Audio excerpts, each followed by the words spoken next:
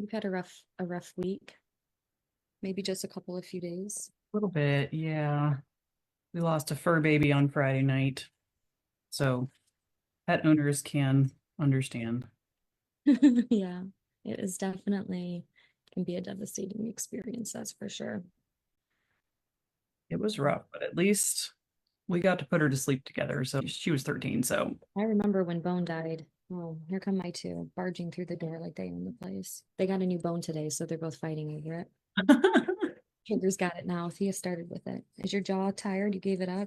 Let your brother chew on it. All right. So I'm not giving it to you. no. Not giving it to you. So we are in our final stretch of authentic.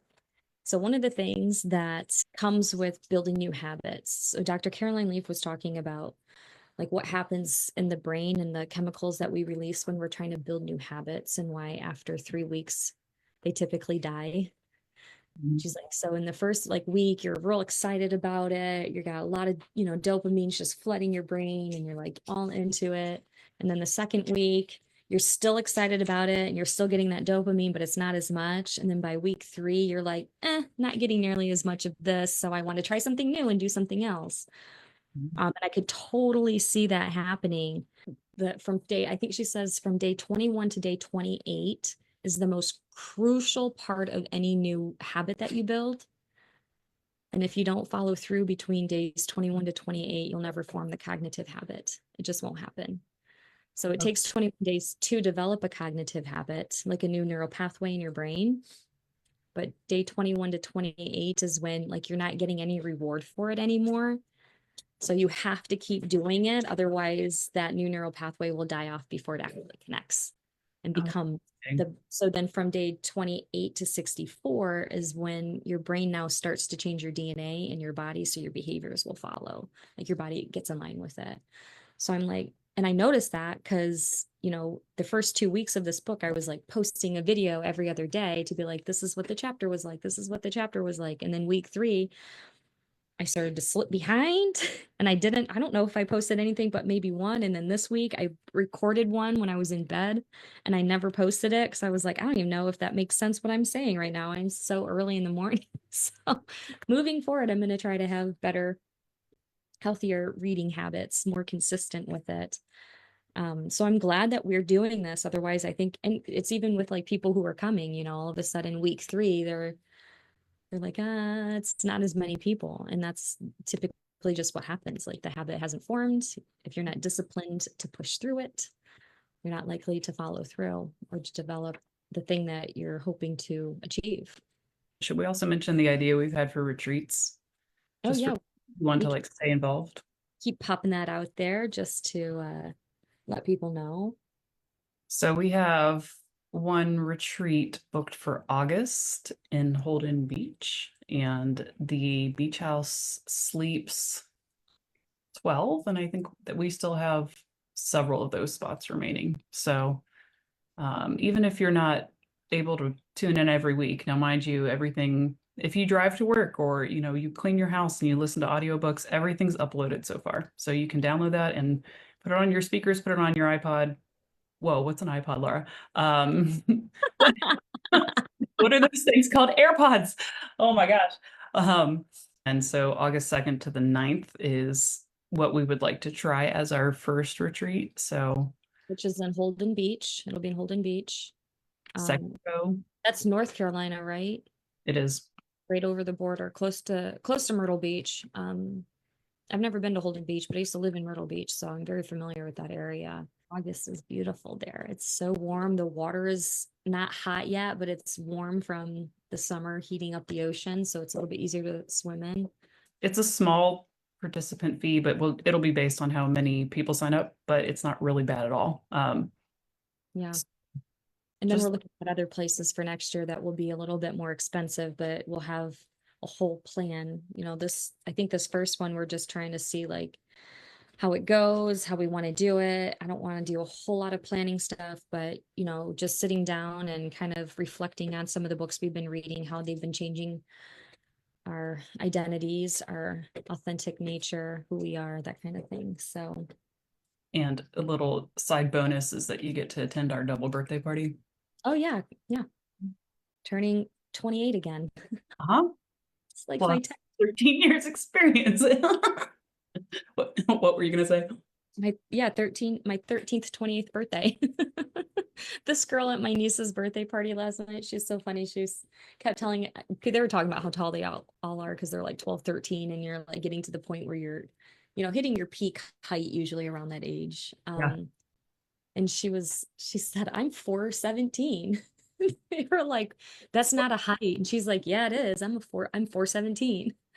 And I'm like, she's 5'5", you guys. And they're like, no. She's like, no, I'm 4'17". And I'm like, they're like, that's not a real, but it was just funny that she kept saying 4'17". I was like, Doesn't want to leave that the realm of 4 foot. yeah, I'm still 4 feet. I'm still in the 4 foot range.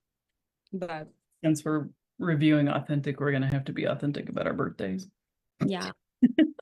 hmm No. 28 for life, I've decided. That was my golden birthday, so that's the age I'm gonna remain forever.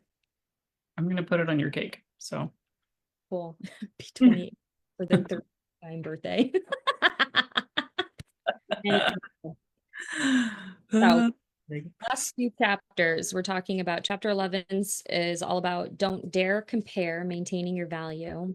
Chapter 12 was about being attracted by your aroma, which is basically your what did we just say? Oh my gosh, I'm having a brain fart. You're asking the wrong person. Your reputation, like Yeah. people are attracted to what you put out. So if you're attracting things that you don't like, what you gotta like look at what you're putting out. But we'll talk about that, and then we go into the conclusion, and then we'll talk about our next book for next month, February. Which by the way, Huh? which is today. It's February 1st. February 1st. So this kind of all, and then it's perfect because February ends on Friday again. So like that, well, okay. So another announcement, we're going to start doing these live things Sunday evenings. I think more people are, that's more of like nobody has a whole lot planned on Sunday evening. It's kind of a restful place. So just like sitting, grabbing your, I would say moon brew, because coffee at night is not good for you. Maybe it is. I don't know. No, I can verify that. I like moon brew, and that's like my favorite hot cocoa coffee magnesium mix for bedtime. So, all right. So don't dare compare, maintaining your value. We've already mentioned comparison, I think, earlier throughout the month, and how limiting it is. Comparison is something that happens to us. You can't help but notice things that are familiar to you. And I think I mentioned like when you buy a new car, you never notice that car until you buy it. And now all of a sudden you're like, this is the only car I see. Everybody drives this car. That's that comparison. And it's happening to you without you like going out intentionally looking for your vehicle. And so Yeah. what you do with the comparison once it happens is what's going to determine the outcome of or the result that might come from it. So she was talking about how instead of, when I see somebody who has something or who's doing something similar to me, am I comparing my strokes to their strokes? Am I comparing what I'm doing to what they're doing? Or do I look at them and say, you know what, you're doing awesome. You keep doing you. And then I stay in my lane and I just focus on what God has me doing. Because like this whole book keeps reiterating, we all are doing something specifically individualized, for God's kingdom, and only we can do the thing that God's created for us to do. That doesn't mean we can't collaborate and consult with others and work as a team and combine, your gifts and your strengths and stuff. But, for us just getting started on this, it's like, what are you going to do? Compare your podcast to everybody else's podcast? I don't know if anybody's doing online book clubs, but this is my favorite. I've always wanted to run it, like have a book club. Yeah. I'm like, I love reading. And if this is how I can reach others through just discussing, the books that we're reading and having those conversations, I just like to help people learn. and here's more information. Take from it what you can, leave the rest behind, apply what changes and what makes your life better. And it's that simple. And it's that simple. So, And yeah, those of you who are watching, we're kind of curious to know your feedback, obviously. And we've been working really hard on collaborating, but our Buzzsprout website is live and it does have an option for you to message and leave feedback. We'd like to know, how it's impacting you and what you're taking away from it. But essentially, our goal is just to create like a safe community for women to come to collaborate together, with a, I guess, maybe root in coming from a place of trauma and abuse. What else? Can you hear my dog chewing on this bone, or is it just really loud to me? Okay. Thank you, Thea Trigger, for bringing that in. Yeah, you. Anywho,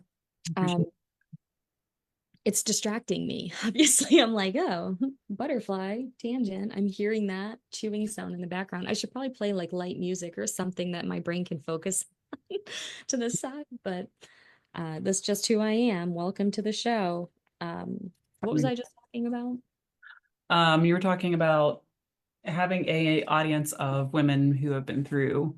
Mhm. So yeah, if you have that background, severe anxiety, you can't stop, perfectionistic tendencies, people pleasing behaviors, you struggle with saying no, you don't know how to set boundaries. Maybe you come across as controlling because it's coming from a place of fear.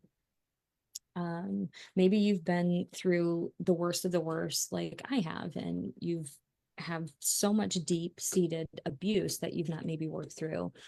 The whole point of this is to help you learn how to grow and develop and heal from that. And then eventually we'll start. I travel. It's my favorite thing to do is to get away. We go to Belize twice a year now. Oh my gosh. We're going to Jamaica here in a 56 days or something like that. So I've never been there.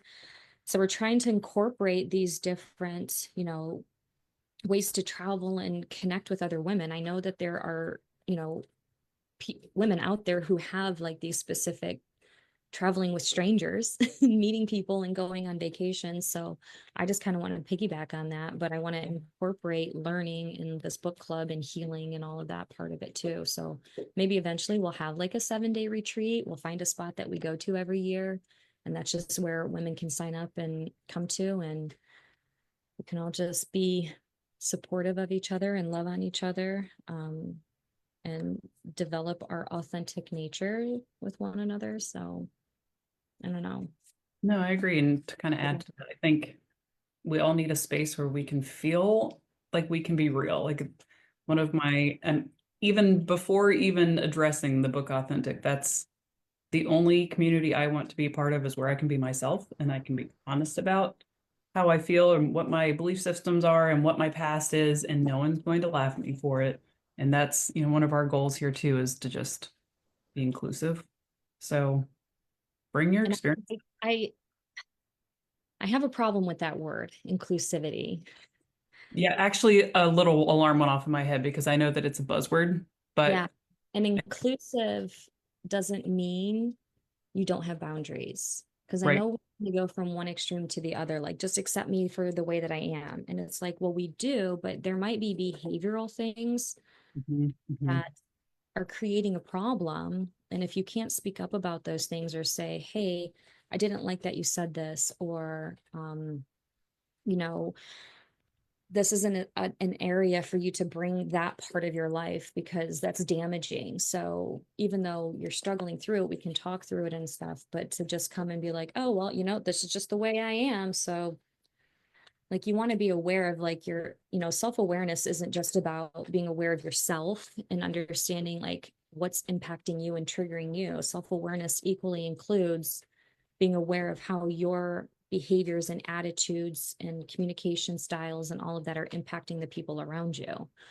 So that's more to me what inclusivity means, but it's I accept you for you, but I have boundaries and I'm willing to speak up about those because that's what protects relationships. So if I have somebody who wants to hang out, but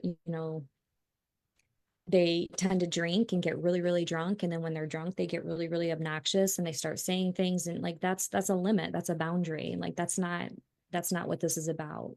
Can you drink and have a glass of wine or whatever? Yeah, I don't care about that. But what's the limit? There's a limit to that.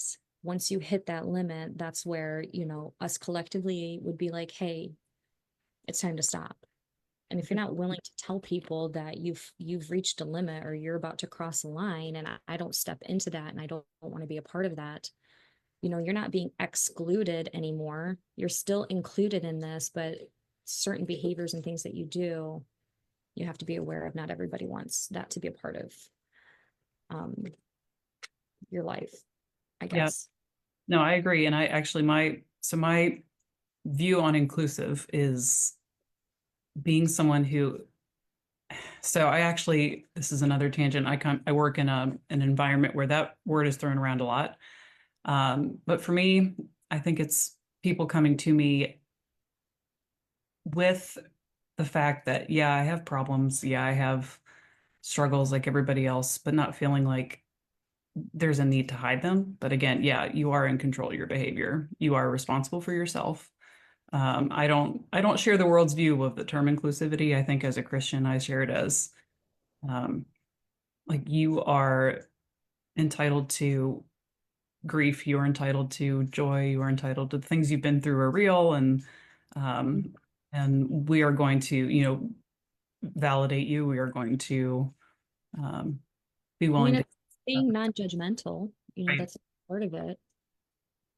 But no, I agree, and I don't think it's an excuse to just be whatever and whoever you are, but to be the person that you are called to be, Yeah. um, with all the things that have happened. So, and we'll get into that because that's in this book. I read that last night. Oh, good. Okay. So this comparison, the part that I went into was on page 177 at the bottom, where he says they were talking about doing business the way that entertainers and athletes do, where somebody comes in and, does the promotional side of, they're like, you have talent and I'm going to make you better at this kind of a thing. And he says, by doing business this way. And then so they started a business that brought students in that said, this is where your talent is, and we're going to make you really good at what you do by helping you become your authentic self and really dive into those skill sets.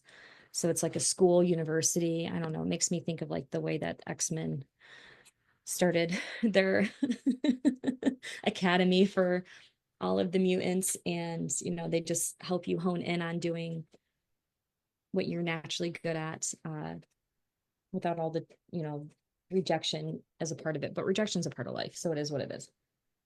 Your story. Anyways, so Neil says that by doing business this way, they help their people find their purpose while instilling principles that make them more valuable to all of their corporate partners.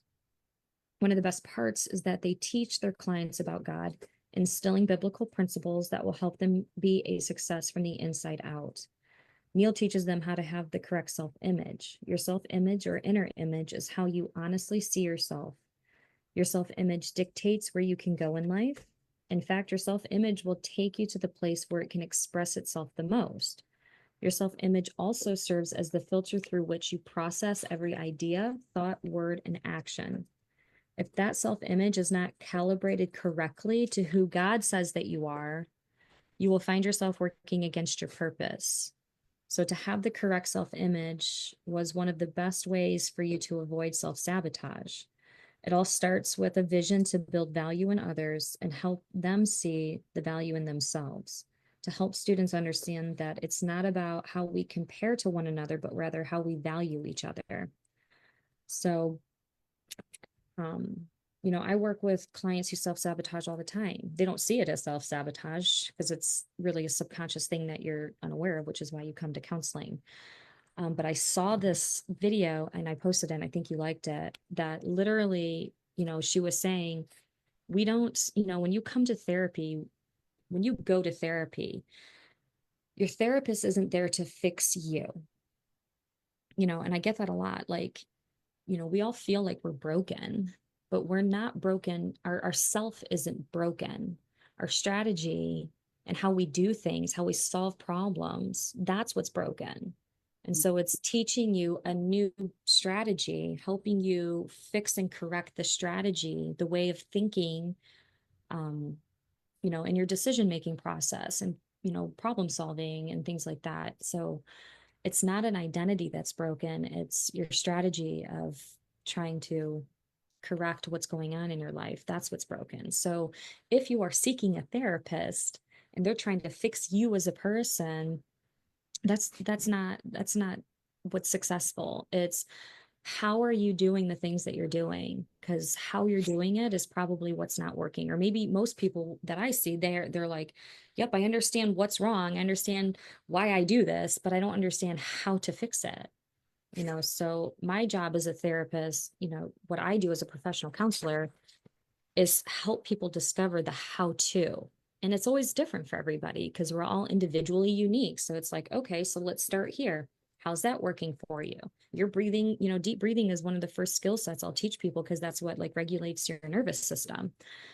But some people breathe better in one way versus another. Yes, it's diaphragmic, but maybe you do box breathing, or maybe you do the 4-2-6 breathing, or maybe you do pranayama, whatever breathing.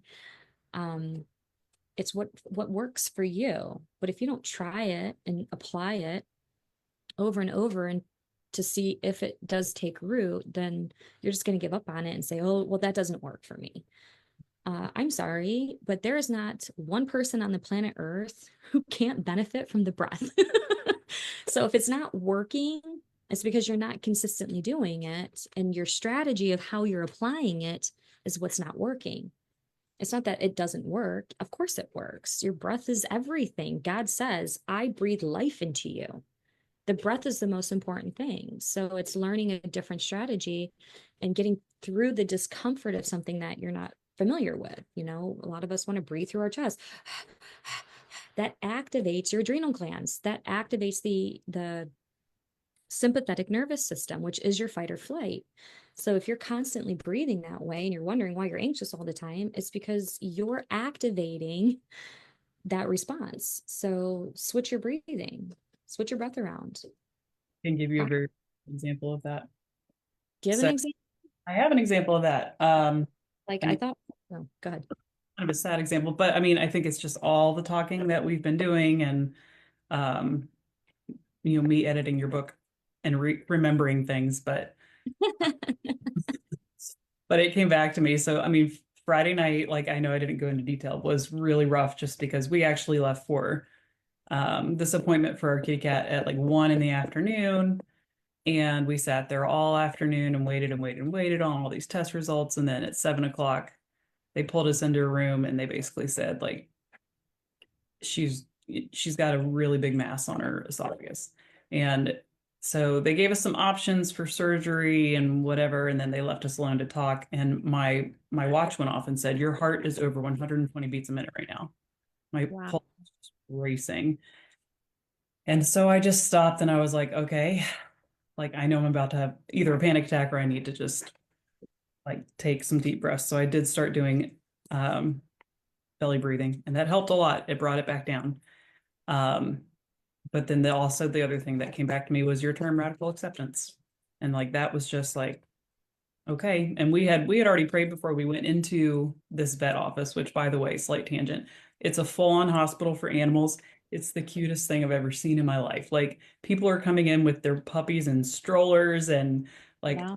all the patients are dogs and cats. Anyways, okay, it was cute, but it made it so much easier to just accept that, yeah, I think we need to put her to sleep. And it was a very hard conversation to have, but at the same time, I wasn't absolutely panicking over it, and like it allowed me to get out of my emotional state and into my logical state and then to just do what we needed to do. But it was really tough. But I think without that, it would have been, I don't know that I could have made that decision, you You'd be know? the one that's going to the hospital next. Yeah. That you say that because, radical acceptance isn't this like It doesn't dismiss the seriousness and the pain of the emotion. It Mhm. just stops the emotion from taking over so you can process through it and get through it in an appropriate and effective way. Yeah, and I think it was also allowing me to release myself from feeling like I was responsible to control the situation. Uh, Yeah. like there was no guilt associated with, ending her life. There was um no pressure to make the right decision, if you will. We were just like, this is the best thing for her. So, I mean, we could have gone with the surgery, but it was very expensive and she was only going to maybe survive it. They couldn't guarantee because she hadn't eaten in 5 days. So this is just one of those things where you have to tap into. If you have these strategies in your armory, then in moments like this and when it comes back to you, you handle things a lot better. It's just Like, one. where's my mental health folder compartment back here? I got to pull that one to the Like I felt like Iron Man, like help me through this. Da, da, da, da, da. Yeah.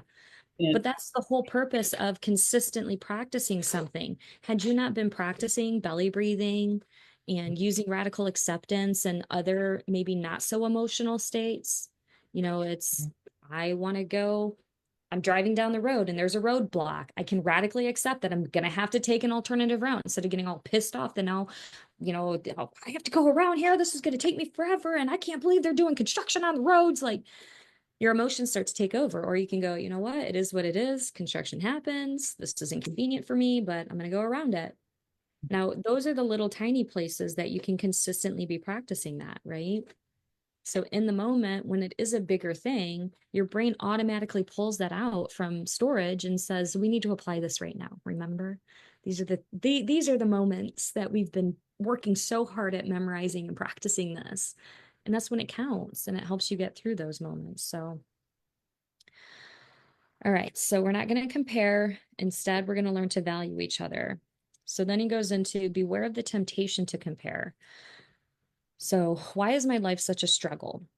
The word of God says it's not wise to compare yourself with others. See 2 Corinthians 10:12. Comparison will make you focus on what you don't have, or in the case of social media, on an artificially manufactured lifestyle. Eventually, it will cause you to feel inadequate. Comparison kills confidence. The moment we wish we had the gift that someone else has, we automatically devalue our own gift. The enemy often uses comparison as bait so that over time, being yourself becomes less and less attractive to you. Then you find yourself trapped in a prison you can't get out of because you can't escape yourself. The enemy doesn't want you to be who you are because being yourself is powerful. God made you unique in your own skin for your own purpose. Be grateful for your own gift, and you will find much more happiness and fulfillment. You will never be able to find peace within yourself if you don't follow the guidelines for regulating your thinking. You can't think negatively about yourself and be at peace with yourself at the same time. So keep your thoughts continually fixed on all that is authentic and real, honorable and admirable, beautiful and respectful, pure and holy, merciful and kind. And fasten your thoughts on every glorious work of God, praising him always. For example, all that we have imparted to you, and the God of peace will be with you in all things. And that's Philippians 4:8-9, which I love because Philippians 4:6-7 is the be anxious for nothing and in all things through prayer, petition, and with a grateful heart, make your requests known to God. And it is Jesus Christ. That's where the peace that surpasses all understanding will come upon you. So keep your thoughts continually fixed on all that is authentic and real, honorable and admirable, beautiful and respectful, pure and holy, merciful and kind. If you want to know how to get rid of anxiety, that right there is how you get rid of anxiety. That's how, when things come that are unpredictable, uncontrollable, you're worried about the outcome in the future, like focus your thoughts over here on authentic and real, honorable, admirable, beautiful, respectful, pure, holy, merciful, kind. Ask God, petition, express gratitude. Those, all of those things right there, that is the answer to anxiety. You want to get rid of your anxiety, practice those things consistently all the time, every single day.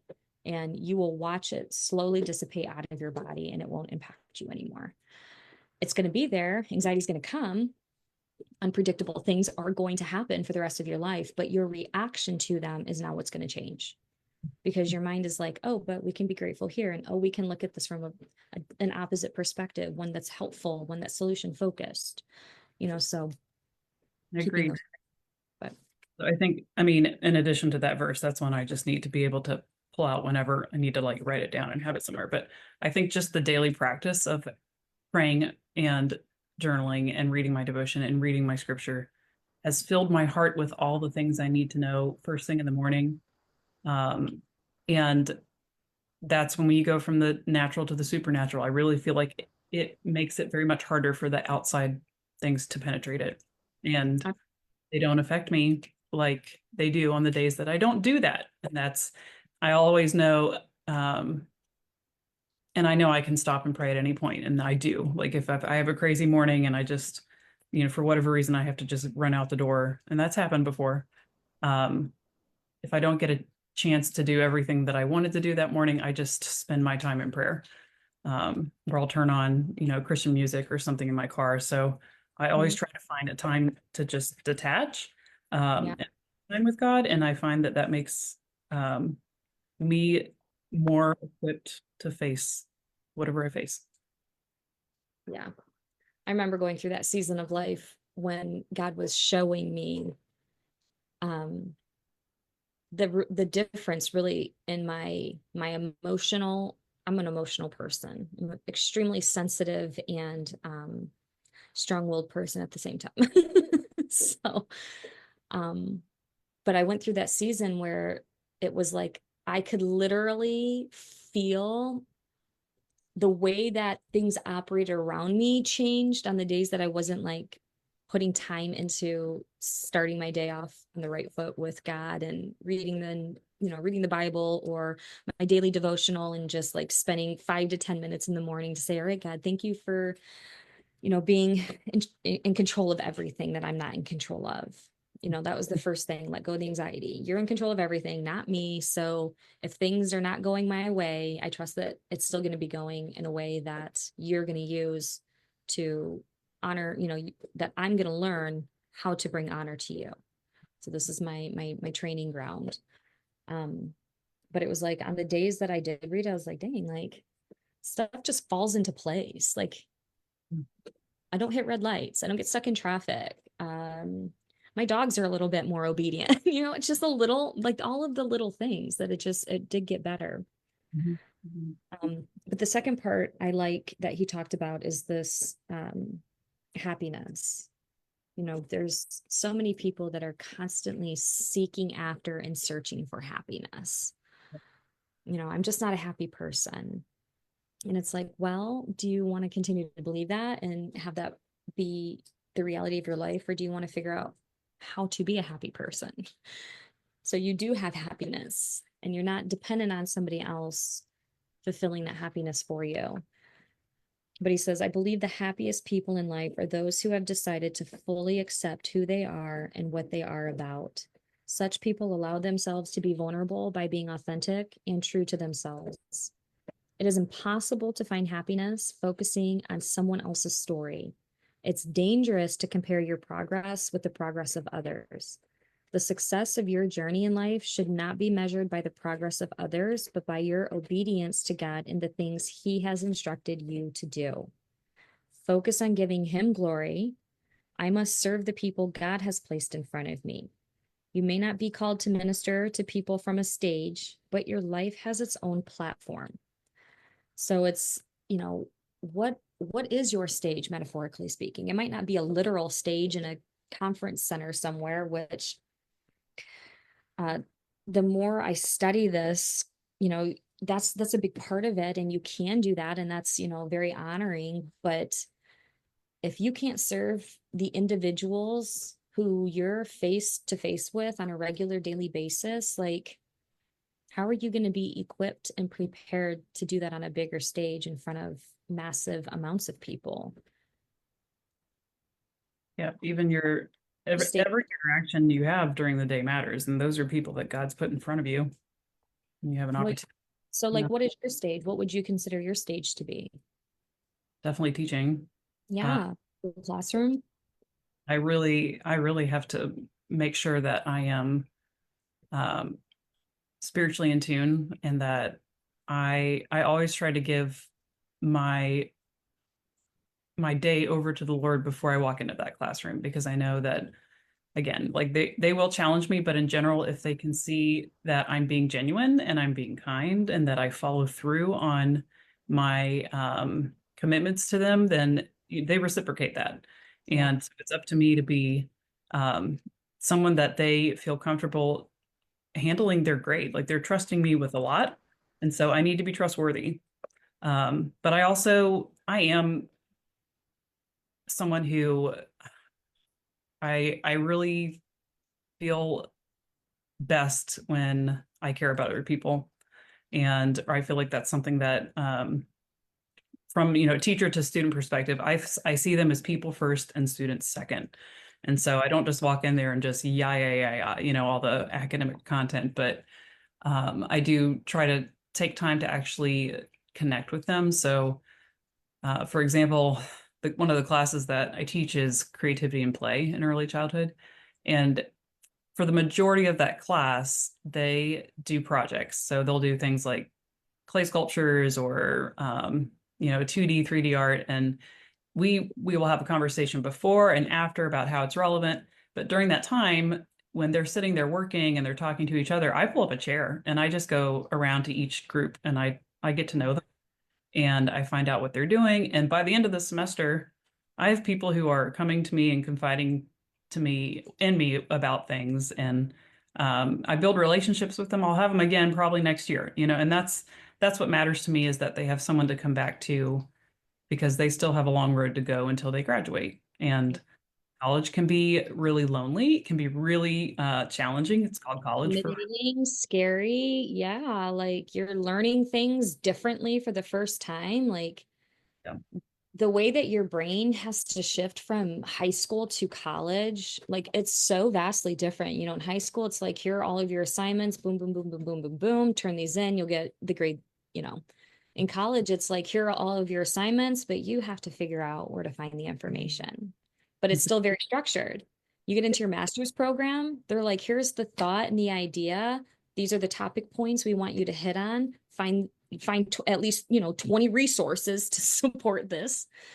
And then once I got to the doctorate level, they're like, here's the topic, you figure out the rest and prove to us that you know what you're talking about. And you're You just become like, more and more independent.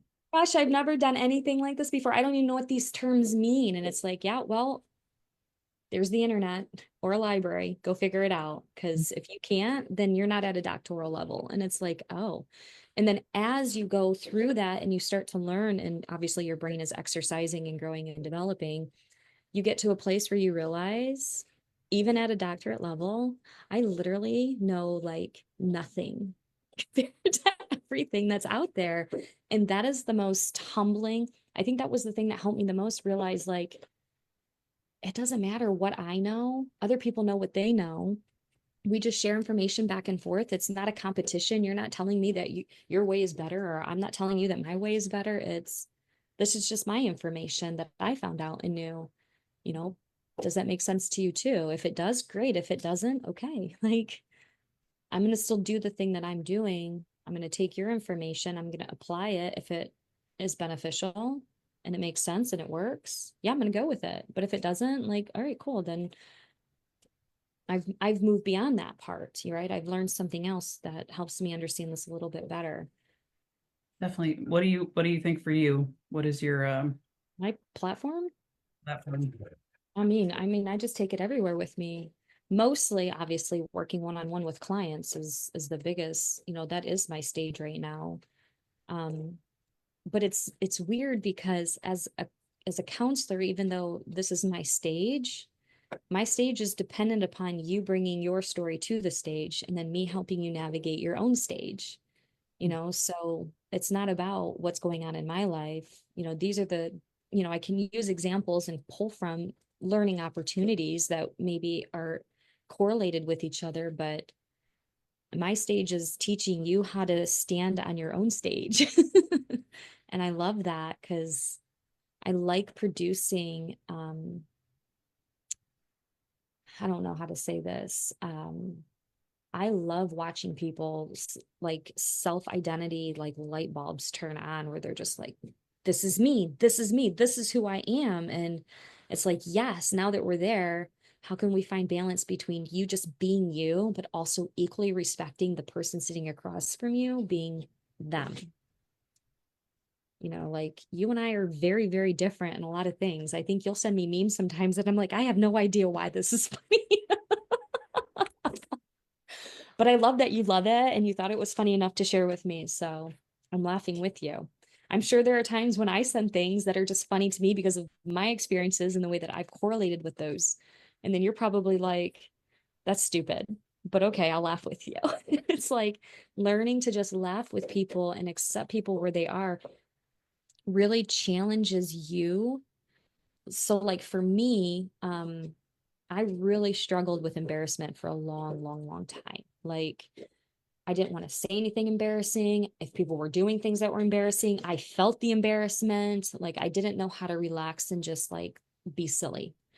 I never, really grew up with that type of mentality. It was always too much, too much. So attention seeking type behavior, I'm just like, get away from me. I don't like that you're performing in front of everybody in the middle of, like, I watched this guy he's an amazing dancer and he'll be in the airport just doing these silly, crazy dances. And I'm like, if only I could get to the point one day where I was comfortable enough to do that without it being for a self-serving purpose, like attention seeking. So I'm like, stop doing all of that attention seeking stuff. So I really have to like watch myself. Like, why do I get resistant to things? What does that say about me? Yeah, my stage is definitely developing stages for others, I think, helping people step into their stage. But I just had a mental image when you were describing that of, do you remember, did you ever learn how to ride a bike? Obviously, because now we've been talking about you buying one, Belize. yeah, I But know the bike. okay, so at some point in your life you had to learn. But I know, like, from my personal experience, I was like, I don't know, 5 or 6, right? And if you were talking about how it's a double stage for you and your clients, and it kind of makes me think of someone who's holding the back of the bike until you learn how to pedal, Yeah. and you let go once you're able to do it. Um, You don't need me anymore. Goodbye. Go ride your bike. I don't need to be the person who starts this for you every every week or whatever. Yeah, for sure. That's awesome. I like that. hold The the handlebars. Sometimes you might end up in a bush, but that's life, you know. Horn bush, and I have a scar on my leg to prove it because I wanted to keep up with all the older boys who are riding their bikes in the woods, and my brakes didn't work, and I hit a tree head on, like crash and burn. It's not fun. And I used to be able to ride without hands. I can't do that anymore. I've tried. I might be able to pick it back up again, but uh, I just started riding bikes again. I want to say like last year, and I love it. Like I'm just like, this is my thing. To me, it's so soothing. It's so relaxing. See, Run it outside me. I love it. I need all the animal affection. Yeah.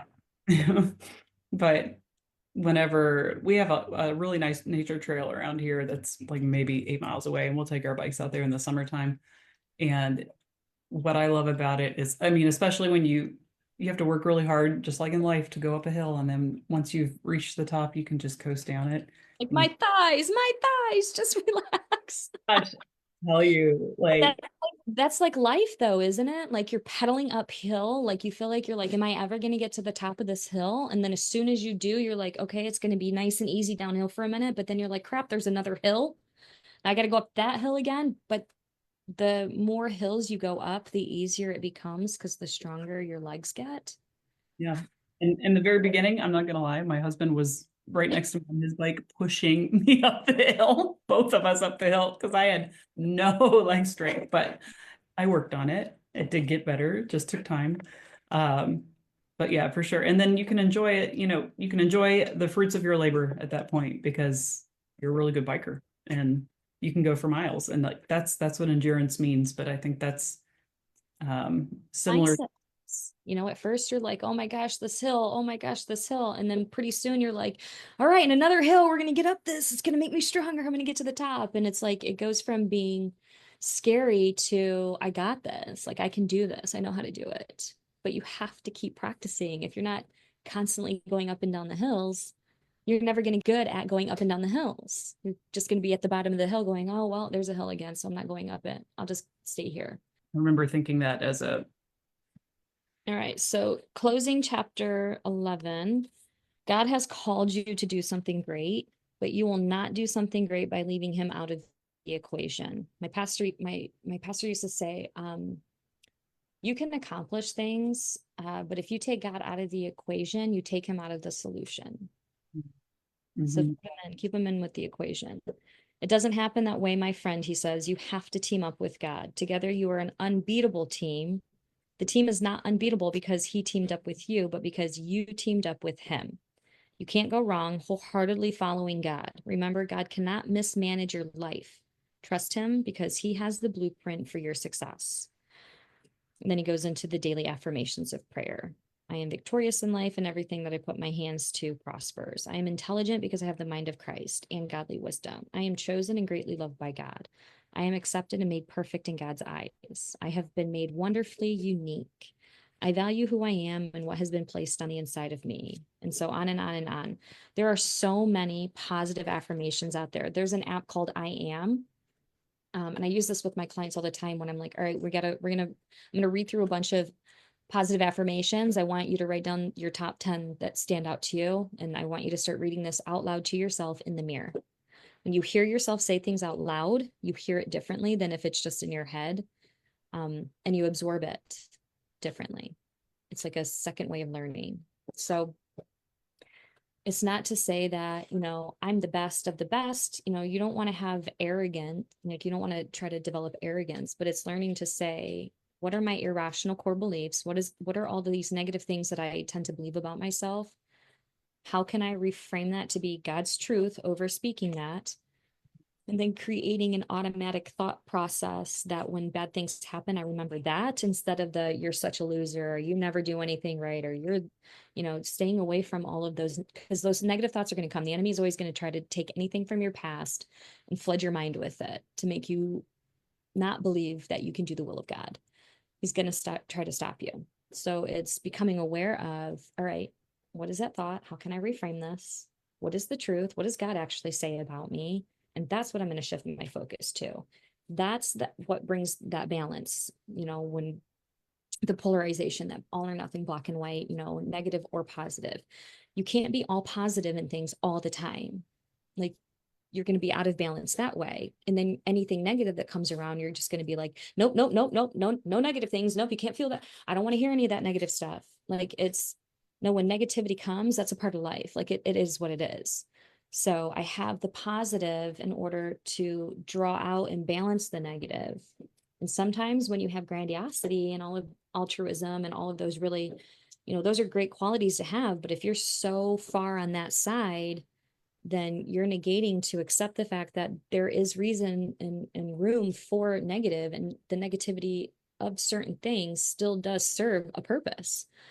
So you got to take both with both. The only time the negative goes away is when we die, we go to heaven, and we spend all of eternity in the glorious honor of God. Like, in the meantime, we're in a fallen state of mankind. So this is our state. And daily we're going to face both things. So just have to be, accepting and ready for that, like discernment. So write down your positive affirmations, find scripture verses that you can memorize, post it on the mirror in your bathroom, stick it in your car, read it take 2 minutes, read it before you do anything else, and watch how it slowly starts to shift your emotional reactions to things. I'm going to say some of the things from the daily affirmations prayer in case anyone hasn't read this list. So I am accepted and made perfect in God's eyes. I have been made wonderfully unique. I value who I am and what has been placed on the inside of me. I am strong and I am powerful. I'm free from fear, anxiety, and the opinions of others. I am blessing the world with the valuable resources God's placed within me. I'm a solution carrier and a walking distribution center for good, which I love that one. I am free to be everything that God has created me to be, and I'm God's best choice for the purpose and assignment he's given me. And I think those are things that I, often have to remind myself of too, just because of the field that I've chosen. And there are always going to be people who don't support you and who will try to tell you the opposite or make you feel the opposite of that. Mhm.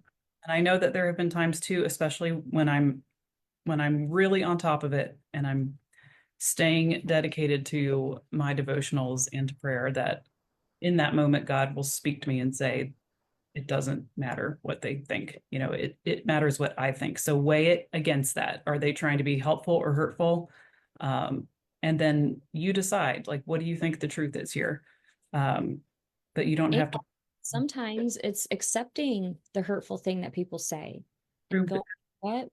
Maybe I do tend to do that in some areas. And I think that's where the Holy Spirit convicts you. That's going to be, if there's something to apologize for in that moment, and you're weighing it against what God says, and that's why it's important to know what God says. Uh, Mhm. but in that moment, okay, you're right. I'm sorry. Like, apologize and That, take accountability for it and grow from it. yeah. But if it's not true, then you can just walk away from it. If you could just see these two, let him chew his bone. Give me another hour. And you guys can be crazy. All right. So, chapter 12 talks about attracted by your aroma. So, he gives an example of the Looney Tunes character, Pepe Le Pew, the skunk.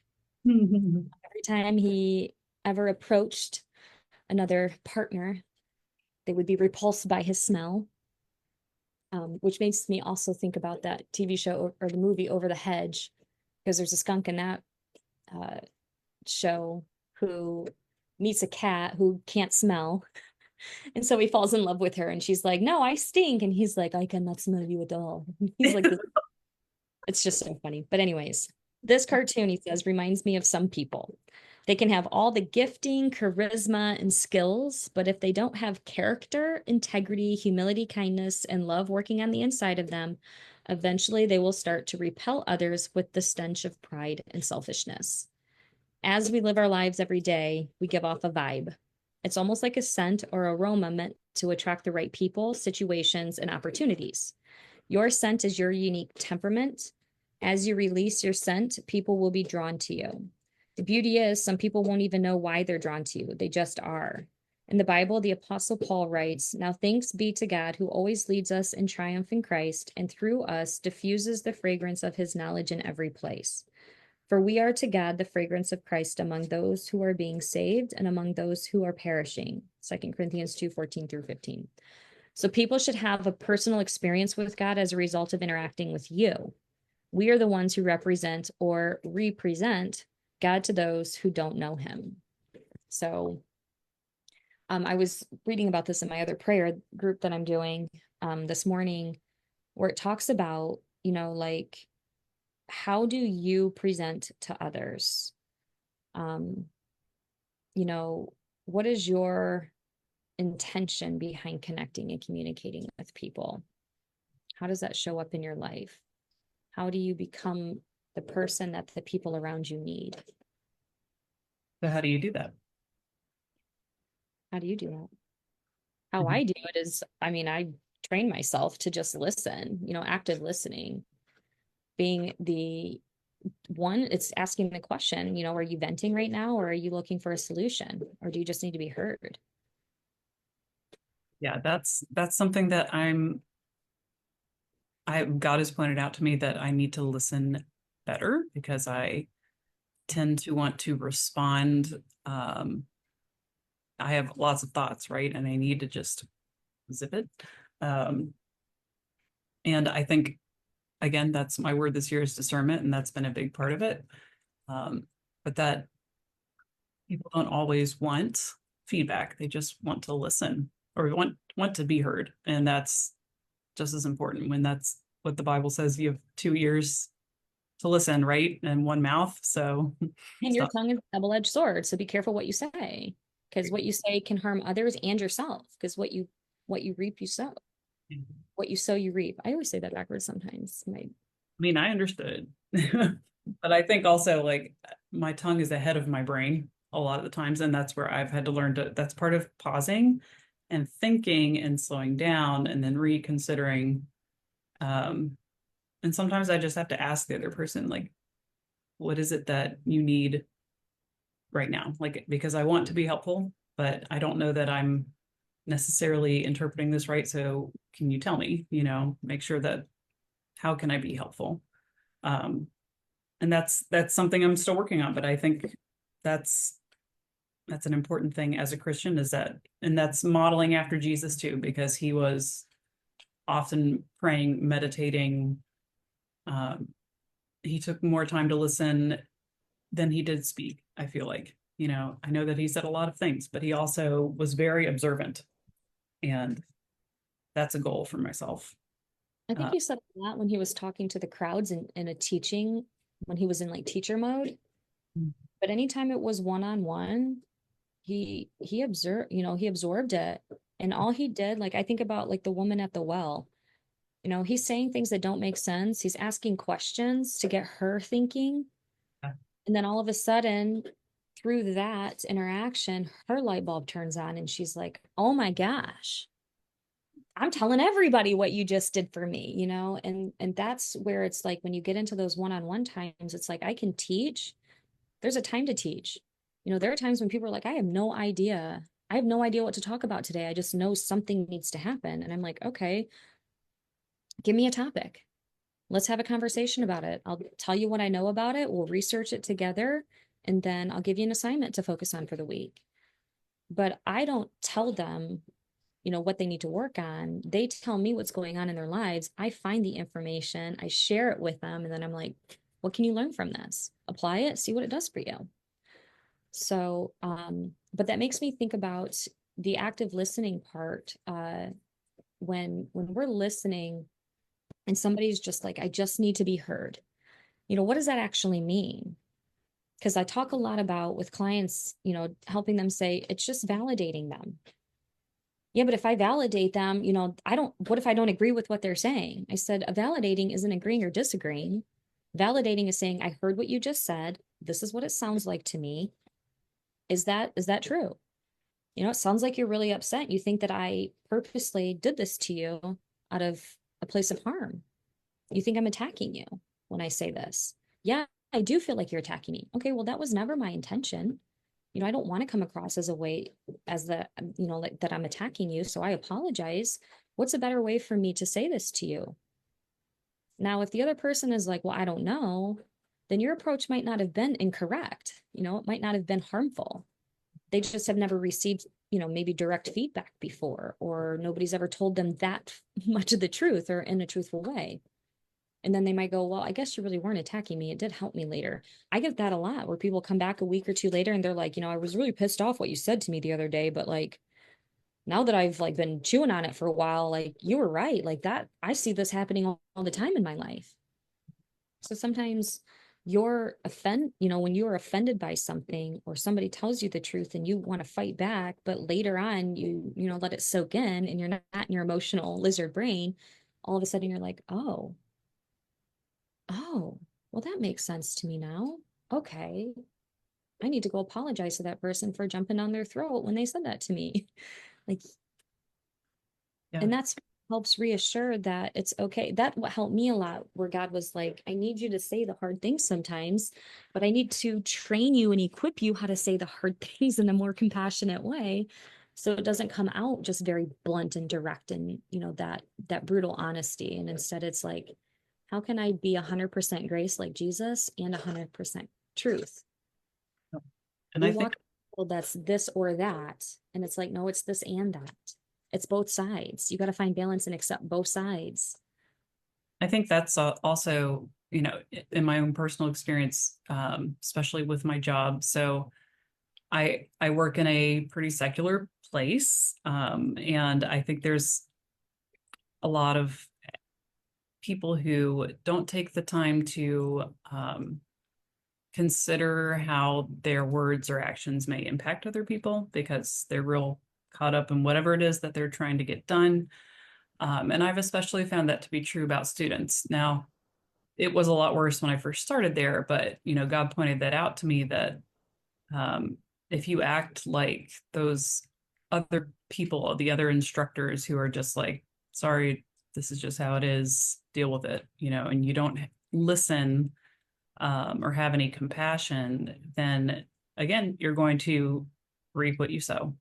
and you're going to have frustrated, upset people, and that's the last thing I wanted, obviously.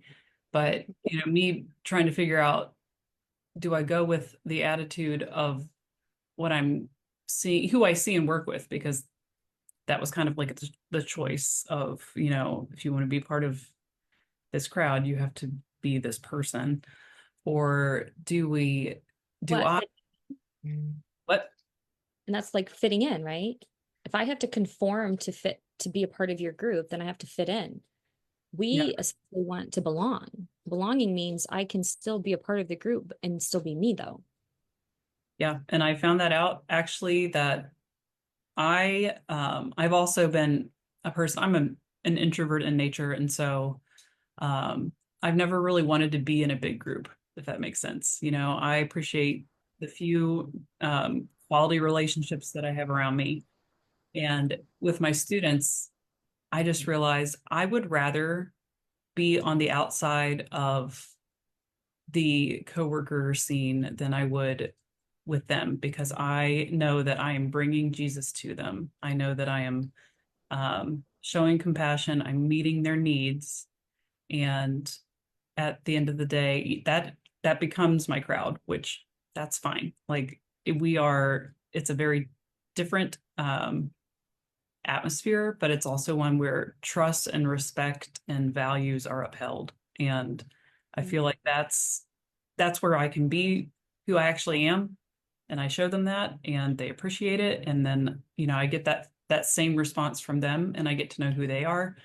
And I would much rather spend my time doing that than trying to impress Yeah. people caught up in that. Um, and that's, for a long time that I've seen a lot of instructors struggle with that too. And they sit very quiet within themselves. They don't really reveal them who they truly are as people. And they might tell me, in private who they are. Yeah, I believe in God, but I'm afraid to say it around here. And I'm like, you shouldn't be. Like, either, you need to pray and trust. Not that you shouldn't be as a judgmental term, but like, I'm just saying, like, what are they going to do to you? What's the worst that could happen here? Um, but just to encourage them and say, actually, I have seen so many good things come out of it, more good things come out of it than um, I never had a good experience ever trying to fit in with that group. So just encouraging them to try it. Yeah. And I like that you brought up the word judgmental. Because people, they're so stuck on this. You can't judge me, only God can judge me. Um, and that's true, like in accordance to, I guess, eternal life and the choices that you make. Um, but we are called to, hold each other accountable. Now, one of the biggest differences that I've learned is the judgment part of how God says to, we are to judge each other's behaviors and, help correct each other when we know our fellow Christian is walking in sin, but it's specific to other believers.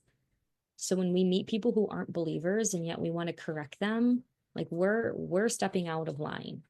God does not call us to correct unbelievers. He calls us to correct other believers who are living, their life for God, for Christ. And there's been so much damage, I think, that has happened.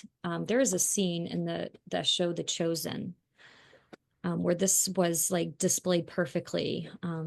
Jesus was out walking by himself, and James and who are the brothers? James and John are trying to find him, and they see him in the distance, and so they're catching up behind him, and they see three passerbys going by, and they're like, oh yeah, you Jesus did it, and they're kind of mocking him in a way. And the one guy throws something at Jesus, and he kind of just like dodges it, doesn't say anything, but John picks it up and he's like, do you know who you're talking to? And he throws it back at him, and Jesus chastises John for doing that.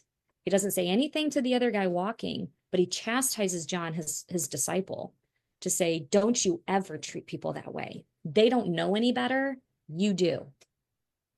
And I think that's the one thing that we have to really remember and keep in mind when we're working with people and talking to people. Like, when you do know better and you have the teaching, but you don't, a lot of us don't know anybody's depth of knowledge of the Bible. You know, you could be a Christian for 20 years going to church on Sundays, but you don't study the word. It's different when you study, like, it's just in academics. You know, if I'm studying these books consistently, like in my doctorate program, I'm sure you're aware of, I mean, every 8 weeks is a semester, and I have between like 5 and 8 books to read in an 8 week increment. So you are just constantly flooding yourself with this information, and you're dissecting it, and you're writing papers about it, and you're putting it together, and you're helping yourself understand it. So of course I'm going to have more knowledge in that area than somebody who reads, you know, one self-help book a year.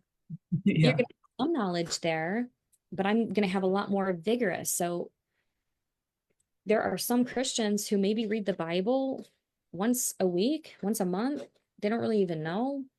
And then you have other people who are just living and breathing, and they're always going back to the Bible and they're dissecting it. Like, those are the people you can have these types of more in-depth, hard driven, like judgy, judgmental, holding each other accountable kind of conversations with.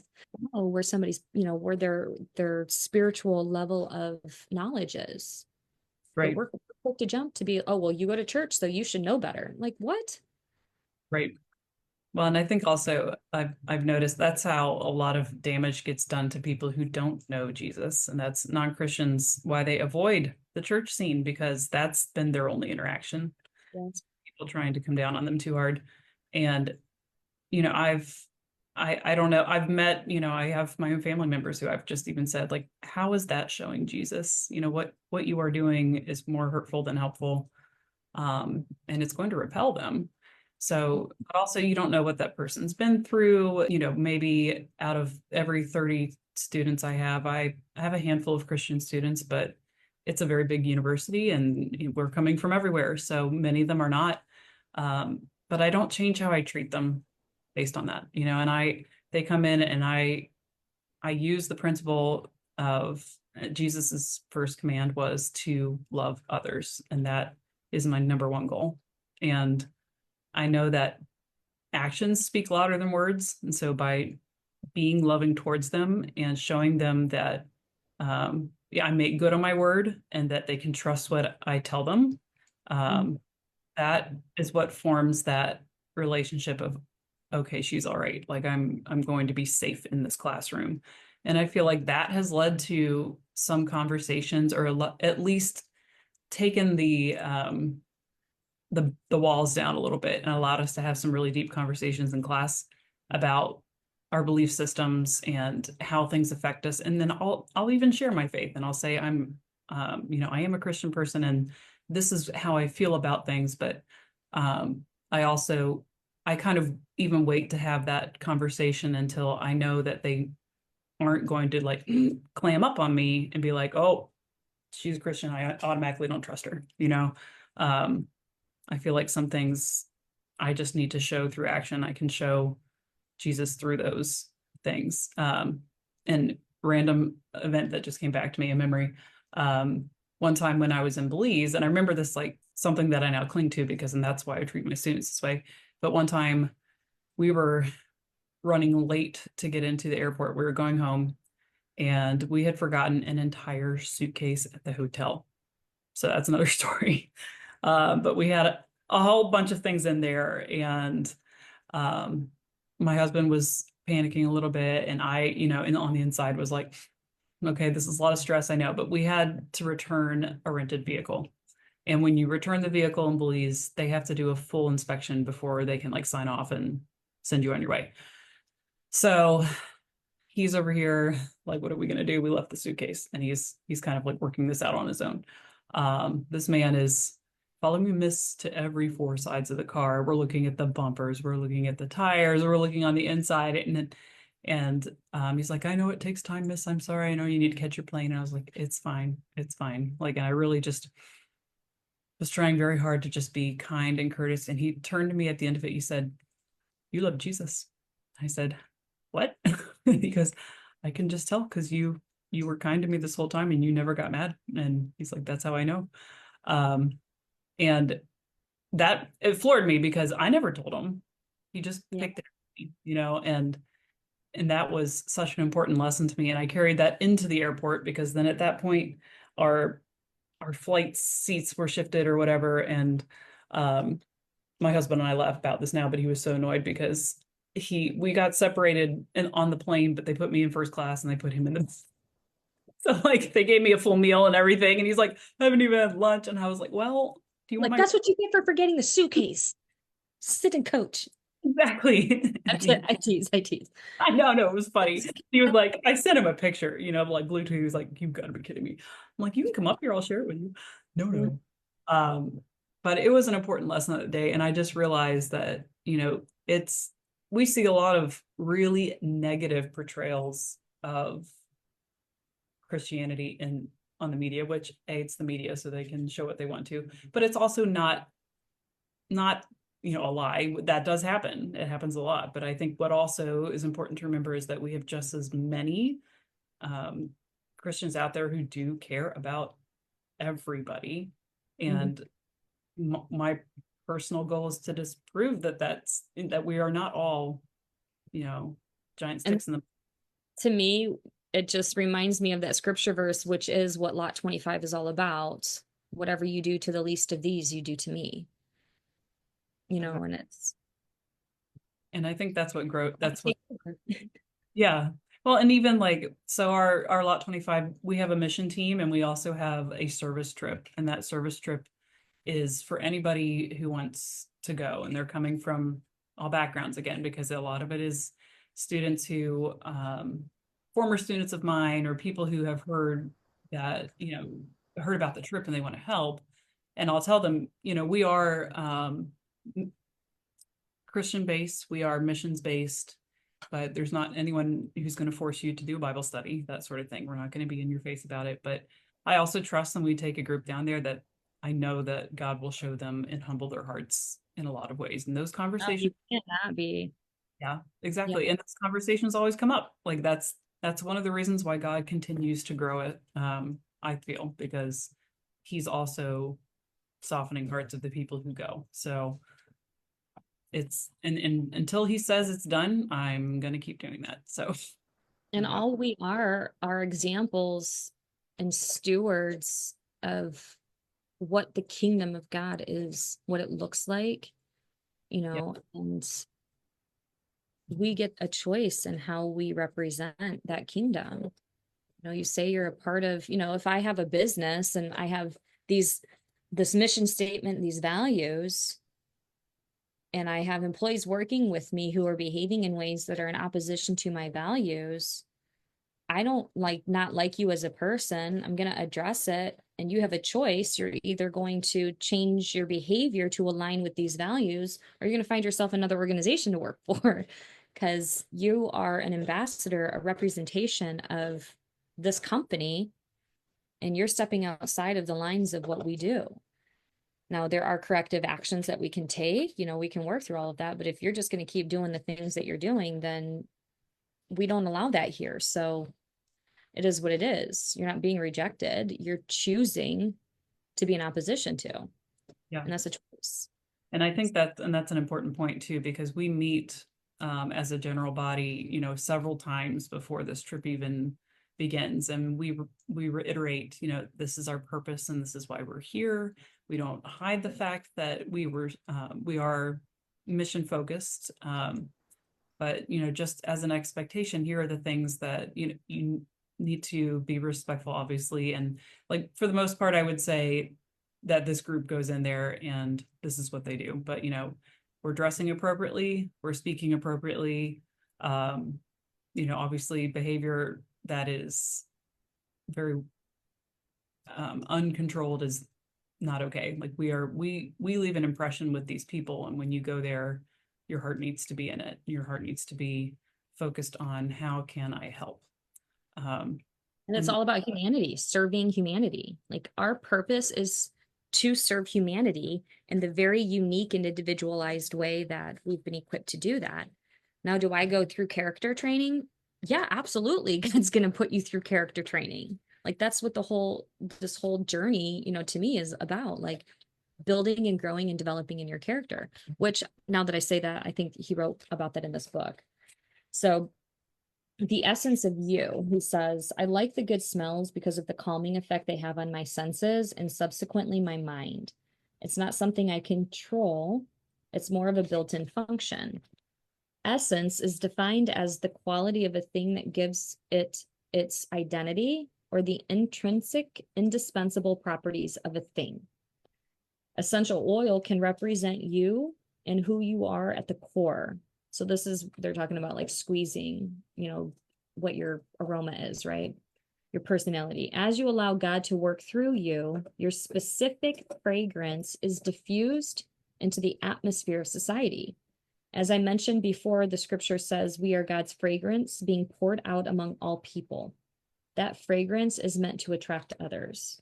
So it's not just about what you are doing or saying, it's about who you are. Your very essence is what draws people near or it repulses them. So, and then he goes into giving the example of like how olive oil is made and how it's crushed and pressed and strained. And then you got to filter out and throw the chunky stuff away in order to have the smooth olive oil. So you may feel like life is pressing you so much that it's hard to recognize yourself anymore. Maybe you're being shaken and circumstances have stolen the comforts of life.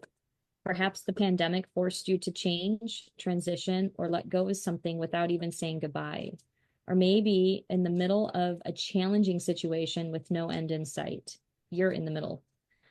You feel the pressure and the pressing. Allow me to encourage you with this. Just as the process of making olive oil, when the pressing comes, something valuable will present itself. Something valuable is about to be discovered and it's coming out of you. So to me, we tend to look at pressure and opposition and suffering and pain and all of that as like this horrible thing that's happening to us. So what's the opposite end of that spectrum? What he's saying, okay, that's one side. The other side is this pressing is bringing something out of me. It's helping me be stronger, build resilience, more patient. It's building those character strengths. So do I get caught up on the negative and focus there? Or do I shift my focus to balancing out that negative experience to here's the positive experience? This is helping me. It will teach me something. I might not know what that is now, but I will one day as long as I keep moving forward. And I think definitely in situations where I'm thinking again, I'm just because it's recent, I keep thinking about losing our kitty, but Mhm. we were we were obviously very emotional and we were spending time with her, but I'm also like, remember the time when she like sneezed in your face and how funny that was? And we're talking just about these different things that had happened, and I just was trying to remind myself of like, you know, it's just as much, it's just as important to celebrate the life and like to think about all the good things that have happened, because those are things that we can also cling to. And um, I know that that's something that God would want us to remember because she was a gift, and that's remember what the purpose of a gift is and how it makes someone else's life better. But Absolutely. in tangent. The last part of this is my favorite thing, the scent of sacrifice. I hear people all the time, use that word sacrifice. I have to sacrifice this. I have to sacrifice everything. All I do is sacrifice, sacrifice, sacrifice. And it's like, yes, but what comes from sacrifice? What's the balance to all the things you're sacrificing? What have you gained through these sacrifices? Because if you get caught up on just the problem, the negative, again, you're missing out on staying focused on the positive and what that's bringing out of you. So he says, sometimes it can feel as though God is letting us go through difficult things or even pushing us toward difficult situations and seasons, but the force is necessary for the fragrance. The pressure is necessary for the perfume. The very essence of who you were made to be is coming out, and it will attract a crowd. The Bible says, live a life filled with love, following the example of Christ. He loved us and offered himself as a sacrifice for us, a pleasing aroma to God. Ephesians 5:2. So, what Jesus did on the cross created a sweet smelling aroma to God, but the aroma was created through Jesus's crucifixion or crushing. The fragrance aroma of God's love for us manifested through Jesus's sacrifice. At times, our will has to be broken so that the precious potential in us can be poured out of us. If you don't follow God past your own will, your potential will remain locked up in your heart and your greatness will never be manifested in the earth.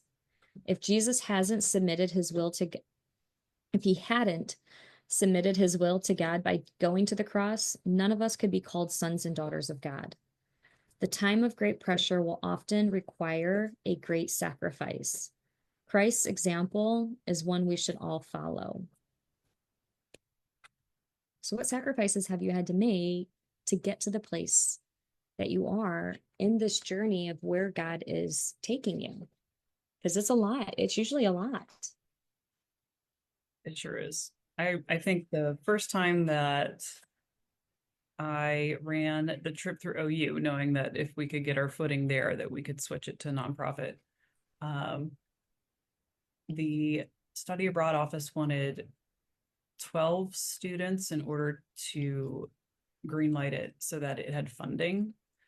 And we had, no, I'm sorry, it was like 14. We had 12 sign up and we needed 14 to meet the budget. And they were about to cancel it. And I said, you can cancel my salary. If we can go, you can have my salary. And they said, okay. And so they took what I would have made from it so that the program could run. And I never regretted that. So, I mean, I know I've made lots of different sacrifices, but that one came to mind. But You want to uh, cry? what? I said that gives me goosebumps and brings tears to my eyes. Like that's going to come back. Like those are the little things where when you sacrifice that, our sacrifices are planted in, God's banking system, which is I own everything. Yeah, So everything that you sacrifice, he says will come back to you tenfold. agreed. So take that amount of money, times it, multiply it by 10, like you're going to get that back in some way, shape, or form. Yeah, and I know that we've already started to see that. Like it's to the point where we have an organization and we have all these connections, and now we're thinking of, maybe getting property there at some point. Like there's so many things that are just, and Ex- it's, yeah, exploding. And I think it was just um and me also saying, like, I don't need to profit from this because I'm not doing it for myself.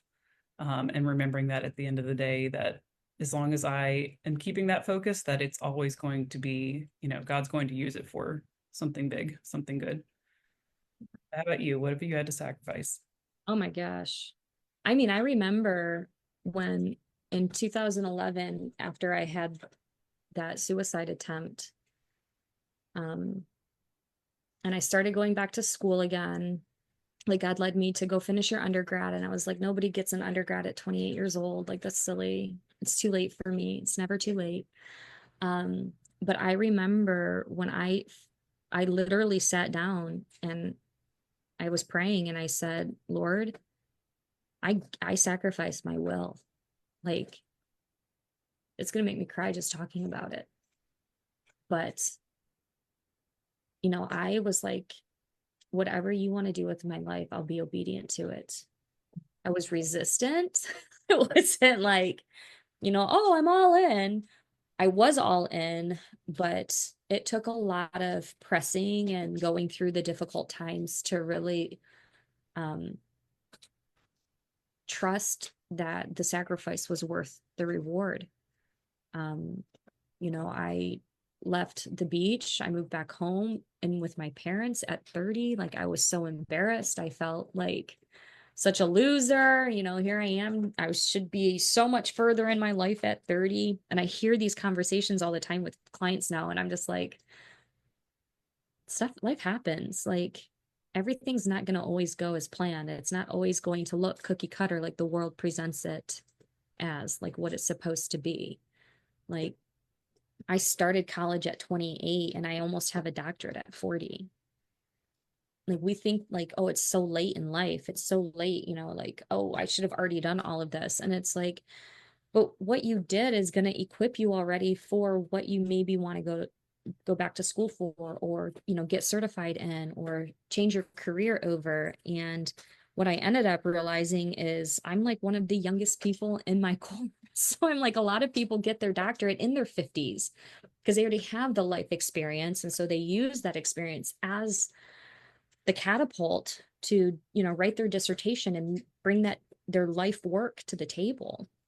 And now I'm looking back going, wow, the life that I lived throughout my 20s that seems so meaningless and worthless because I didn't accumulate money or, worldly wealth and possessions. The experience I could never read in a book and learn. And that is my life's work. God showed me from 2011 until now, this is your dissertation. You're going to show the world how to work through trauma and the way that I showed you how to do it. And your story is going to help people.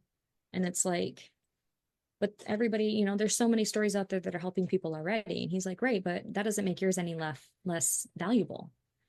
You are going to connect with people that I need you to connect with. And then they're going to after you. And when you're gone, like Dr. Marshall Rosenberg, and Nancy Van Dyken, I used their two life's work, their two books with all of my clients to the point where they were selling out Amazon and it would be on back order. And it's like, I'm investing, like, even though Dr. Rosenberg, I think he passed away like a month or two before his book was published. So he's not even around. And I'm using that as a way to help people, so it's like your life's work, you might not get to see it. Like Moses wandering, the desert for 40 years. He never got to step into the promised land. But that was his life's work, and other people learned and developed and were able to pass that on. And now here we are, thousands of years later, still carrying out that mission. So who are we to tell God what we are and are not equipped to do? And so for me, it was like putting all of that behind and, letting go of friends and hobbies and addictions. And, those were all cleansing things that I had to let go of and sacrifice. My ego, my pride, my own desires. I had to sacrifice everything. And to me, the sacrifice, it's such a hard word, like a harsh word. It's got like such a, like that strong emotional attachment to it when you listen to sacrifice, right? Like it's the end. And it's like, well, that sacrifice is actually what brought me here today to where I'm at. So to me, that was like a gain. So my sacrifice became my gain. But oh, hold on. Let me shut the door.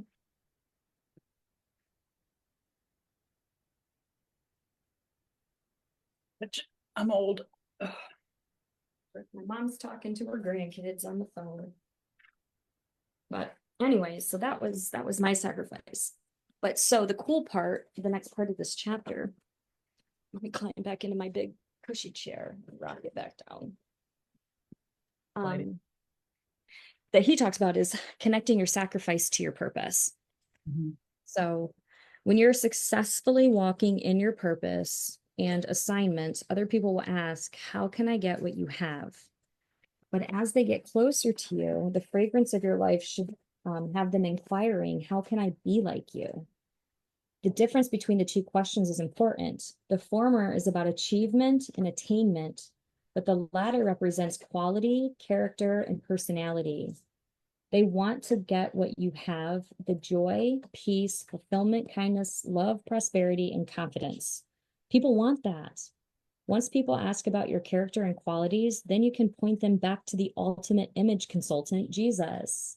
Like for me, I get people would say these things to me, like, I'm just drawn to you. I'm so attracted to you. Like, there's just something about you that just like pulls me out. And I'm like, it's Jesus. And they're like, what? And I'm like, you're attracted to the light in me. The light in you is attracted to the light in me. It's not me. I'm not anything super special, but I carry something inside of me that every single person I encounter is desperately trying to find. That's what you're attracted to.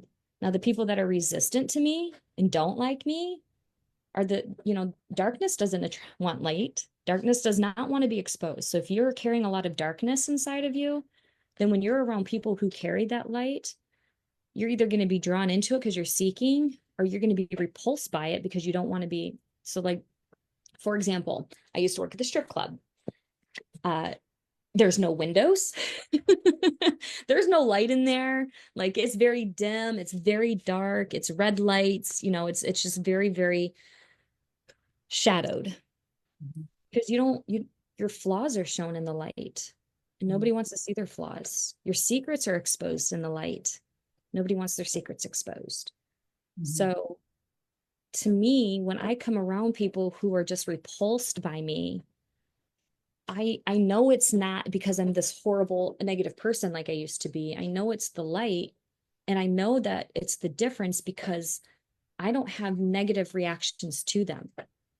Their repulsion of me makes me go, I love you. My heart aches for you. I don't personalize it. I don't make it about me and say, well, you're not going to talk to me like that. And you're not going to treat me this way. That's the arrogant darkness side of it. So you'll know if people are repulsed by the light or the darkness in you based upon how you respond to them. Yep. Yep. It makes me think of there's a colleague that for a long time would see me coming in the hallway and turn around and take the stairs. And this was, after me just being like, you know what, I'm not gonna hide that. Yeah. And it was interesting to me, but I felt the same way. I felt like, who hurt you? What has happened to you to make you want to avoid me that much? And I know that there's all sorts of opinions and attitudes and things about viewpoints from Christianity on things like political standpoints and whatever else may have you. But um, I do definitely see how that darkness really tries to keep that distance there, and it's threatening to it. I've also heard stories from students who, this was years ago, but a group of them were praying in our building, and a faculty member got so enraged he like threw them out of the building. And they said they were all stunned by it. And I said, I'm surprised but not shocked, because I know that that is something that I fight on the daily basis here. And I think in terms of finding people who are Christians in that job, the first people that I actually discovered who were Christians were my students, and they latched on to me because they were coming to me about how all of their other professors were being pretty terrible to them, honestly. The treatments were not great, and the work is just way too hard. And I empathized with them. I said, yeah, I get it. And I really think it's the darkness comes after people. It doesn't like light. It comes after people who give off light. And I said, that's one of the reasons why, you need to bind together. But also I wanted them to know that I was available, as a support system. So I've had to use, or I've chosen to use my position for that good to defend and protect as much as I can there. And I think over time it's actually eased up a little bit because there's been a lot of people coming in and out, and not those same people aren't there anymore. But I remember also feeling that way as a faculty member. And I found one other person who she's actually, I call her work mom, and maybe someday I'll get to introduce you to her. Her name's Jane.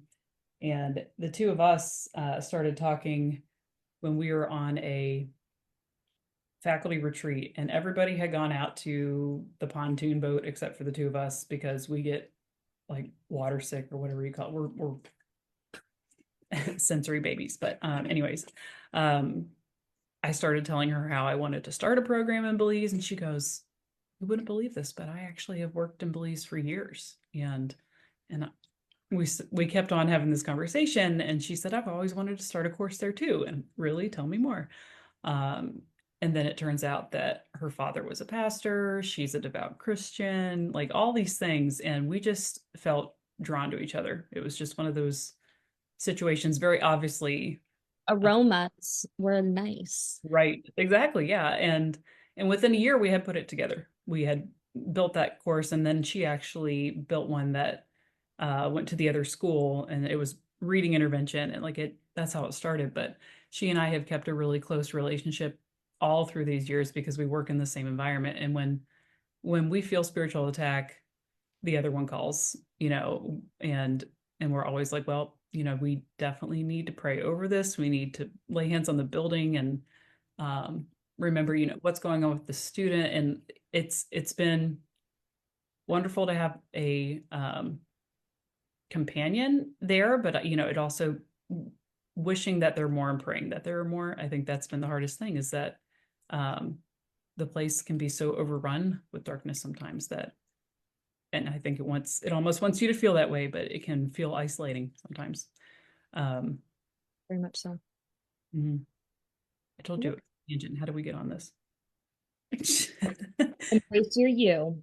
So I'm going to go into the conclusion because we only have 20 more minutes.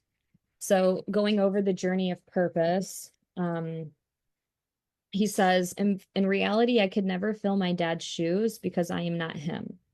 God simply asks me to wear my own shoes while continuing in my dad's footsteps to build upon the foundation he has already established. I get the honor of continuing the legacy of faith. That's my authentic journey, being myself while accomplishing what I was made for.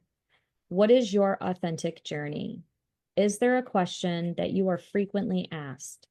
The truth is, when we embrace who we are, we bring God glory. He is pleased not only that we are living with authenticity, but that we trusted him enough to be who he has purposed us to be. He is pleased because we had faith in his marvelous creation. Purpose and personal growth don't function independently. When personal growth stops, so does the journey of purpose. However, the more you understand your identity, the more you will see your destiny. If you become the person God created you to be, purpose many times will find you. So I love this because so many people are like, what's my purpose? What's my purpose? They're seeking purpose. And really, all your purpose is personal growth. Your purpose will find you when you continuously work on developing your identity, who you are, your personal growth. And I, Then you discover that along the way. yeah, and I've discovered what I discovered about myself is that I always need to be creating or learning something, and I feel like that's when I'm not doing that. That's when I feel stagnant, and that's when I feel like I'm not fulfilling my purpose. And so it makes a lot of sense in terms of if you want to know where you're going, you have to walk. You have to get moving. But Yeah. And keep and moving and never give up in that movement. yeah. So God has raised you up to be a solution to one of those problems, any of these problems, whether it's political, cultural, economic, educational, so forth, on and on. You may be tempted to think that nobody needs you, but the truth is the world can't do without you. Authenticity is always in high demand. Now it's time to purge your insecurities. I love that. Step into the fire, go through the refining process, bring your purities out. He says, my hope for you as you have read this book is not just that you would change, but that you would also become an advocate of change. Only changed people can change our communities, cities, nations, and society. As you mature and your greatness is released, others in your sphere of influence are blessed. When given the opportunity to be you, you cannot fail.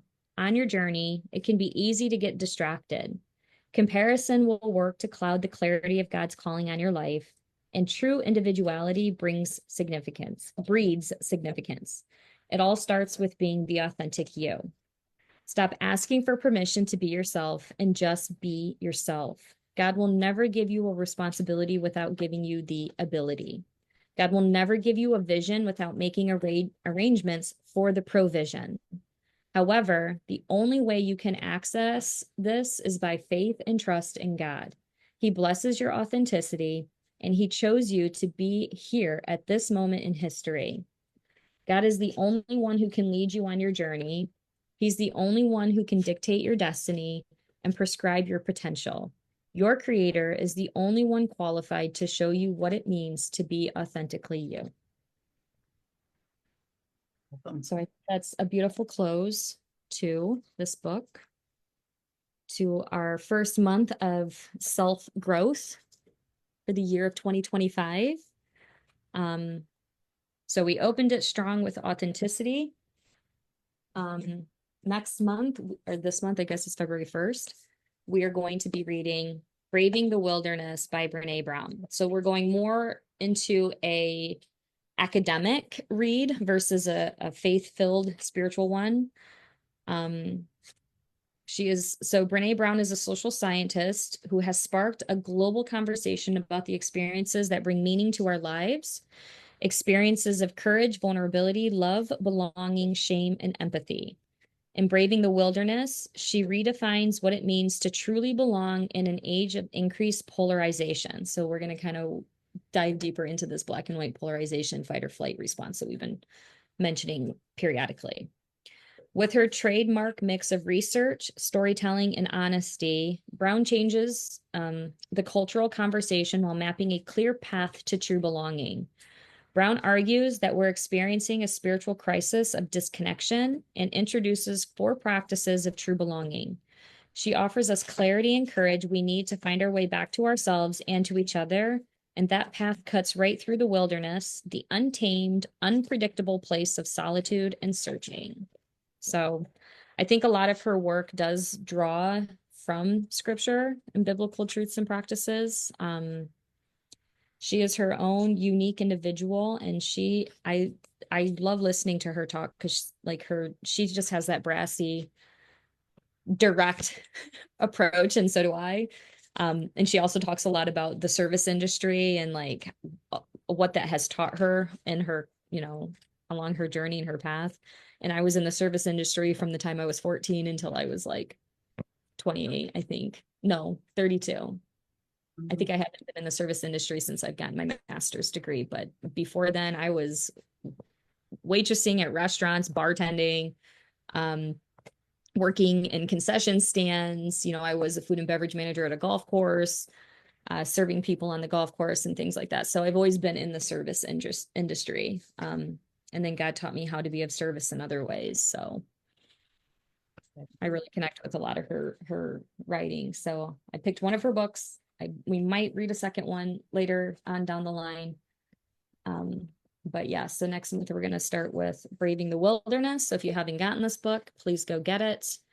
You can get it on audio. You can get the actual book. There's many options out there. And then, yeah, once again, we'll kind of go through a few chapters every week until we start the next book in March. So want to tell everybody when we're going to start meeting again? We are going to meet on Sundays from 6 to 8 because it seems like a good amount or a good time for evening downtime and people to tune in. But again, if you can't commit that time, it's understandable. It's on YouTube, it's on Buzzsprout, and this one will be up soon too. And on our Facebook pages for you to just select and you can watch. Yep. You can always go back, and if you aren't reading the current book that we're in and you're reading a previous one, you can go through and listen to those audios and kind of see what the conversation was like and the questions that came in as we did it. Yeah, and we'll just keep moving through, even if it's just the two of us. We're two or more gathered, the Lord is present. So that's all I care about, that He's here with us and we're at least learning from each other. Same. And I feel like out there somebody is listening on a different platform. I'm seeing numbers on YouTube and Buzzsprout that are saying they're being downloaded. So, oh, nice. I don't follow any of that. It's too much of a distraction for me. It gets me off kilter. So I'm glad that you do that. I would hire somebody eventually to be like, you take care of all of that part. I want to research and I want to talk about it and I want to share the knowledge of what I'm learning and the convictions of the Holy Spirit and what he wants me to talk about. So You're you're fine. That, perfect on the academic side of it. thank you. Research Well, side of it. it's a good team effort because I think we're gonna have. I'm really interested in editing and posting things and seeing how far we can get it to go. I like the challenge, so maybe we should close it with a prayer. What do you think? Absolutely. Go for it. Okay.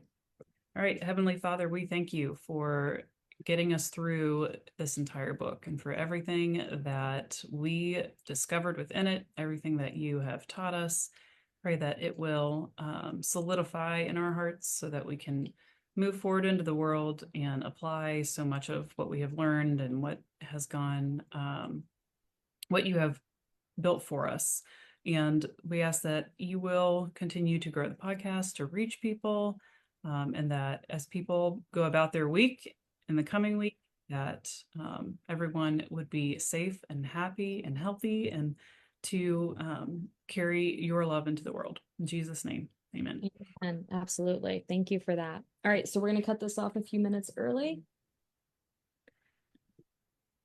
And we should probably say, so this is something we'll add to each episode, if you don't mind, is a formal goodbye, because it gives us something nice to sign off on. We don't end on a weird comment or anything.